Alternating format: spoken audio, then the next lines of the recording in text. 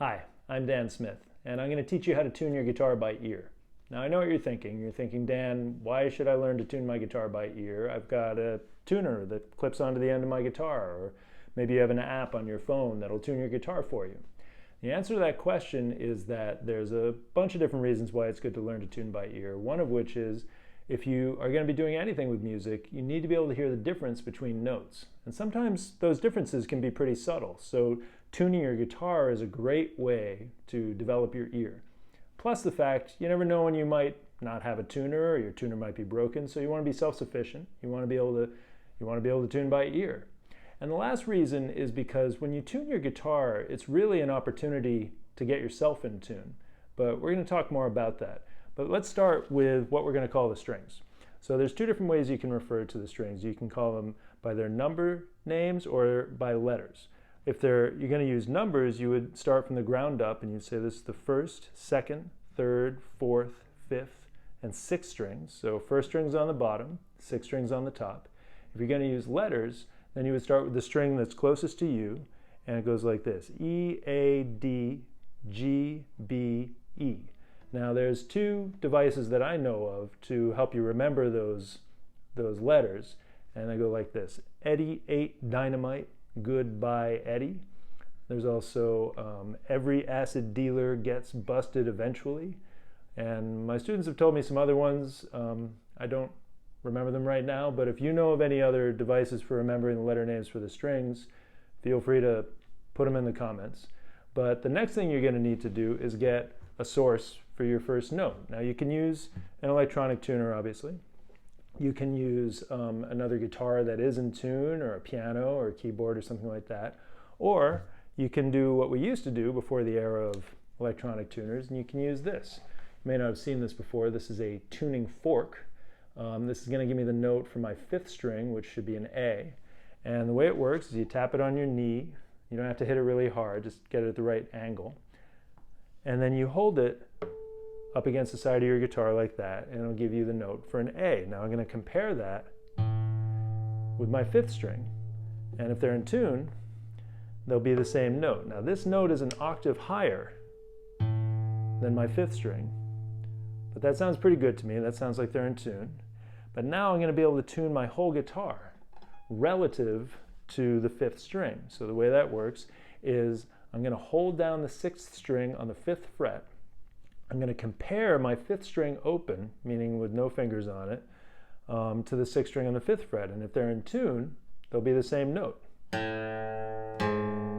Now this sixth string is definitely too low, so I'm going to bring it up, but there's a couple things to keep in mind. You want to leave space between your notes when you listen to these notes. A mistake that a lot of people make is they play the notes in rapid succession, so it doesn't really give your ear a chance to hear the whole arc of the note. The other thing you want to do is have the string ringing out while you're turning the tuning peg. So that way you don't have to think about, should I turn it clockwise or counterclockwise? Don't even think in those terms. Just think in terms of, is the note going higher or lower? Now I just went a little too high, so I'm going to bring it back down a little bit.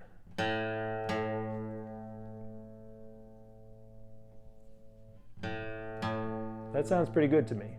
So now I'm going to hold down the fifth string on the fifth fret and compare that note to the fourth string played open. And again, if they're in tune, they should be the same note.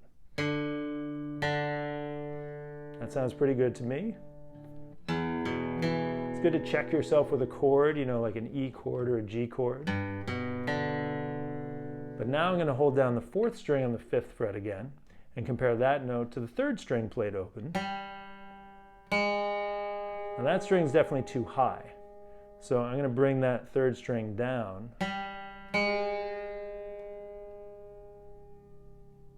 Again, I have the string ringing out while I'm turning the tuning peg. A little too low. And this takes a lot of patience, obviously. You got to really... that doesn't sound so good to me. You got to give yourself permission to listen a few times,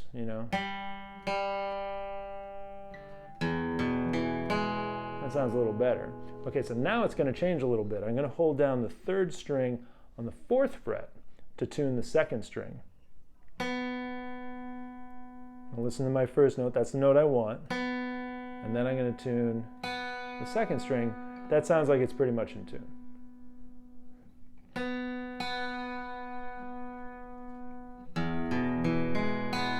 So again, I'm playing an E chord, just one string at a time, just because, you know, an E chord is probably a chord that's pretty familiar to you. But now, I'm going to go back to the 5th fret and hold down my 2nd string to tune my 1st string. That is also in tune.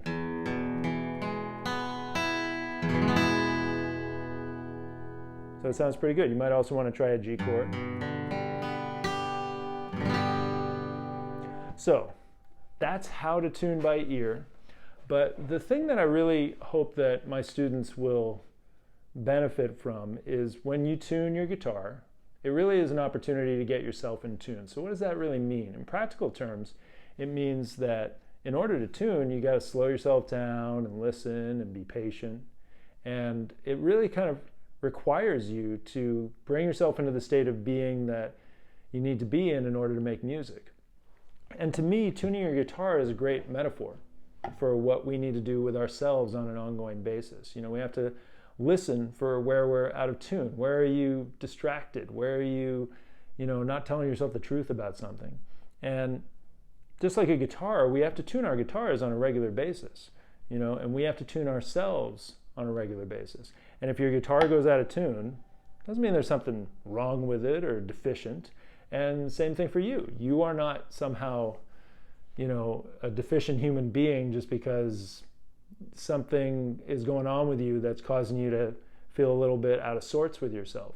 But what I've found through the years with my students is the more they can just learn how to listen to themselves in the same way that you got to listen to your guitar to tune it, the more music they make. So I hope this helps. And I think that it's a really great opportunity to slow yourself down and get in tune with yourself. So if this video was helpful to you, please click like and subscribe. And I hope to have more videos in the coming days, weeks, and months. And hope to see you at the next video.